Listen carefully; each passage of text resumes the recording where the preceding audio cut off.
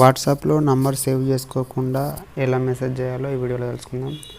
దానికోసం ముందుగా ప్లే స్టోర్కి వెళ్ళి మన వాట్సాప్ని అప్డేట్ చేసుకోవాలి. అప్డేట్ చేసుకున్న తర్వాత వాట్సాప్ని ఓపెన్ చేసినట్లయితే ఈ విధంగా వస్తుంది. ఇక్కడ మనకు కింద ప్లస్ ఐకాన్ కనబడుతుంది కదా, దానిపైన క్లిక్ చేయాలి. దాని తర్వాత ఇక్కడ ఫస్ట్ ఆప్షన్ సెర్చ్ ఈ ఆప్షన్ ఉంది కదా, దీనిపైన క్లిక్ చేయాలి. దీనిపైన క్లిక్ చేసినట్లయితే ఇక్కడ కీబోర్డ్ కనిపిస్తుంది. ఈ కీబోర్డ్ ఆప్షన్ పైన క్లిక్ చేయాలి. తర్వాత మన కింద నంబర్ డయల్ చేసి కింద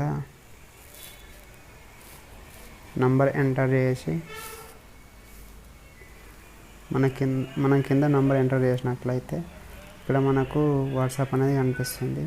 వాట్సాప్ అనేది కనిపిస్తుంది. దీనిపైన ఈ విధంగా క్లిక్ చేసి మనం వాళ్ళతో చాట్ మెసేజ్ చేయవచ్చు.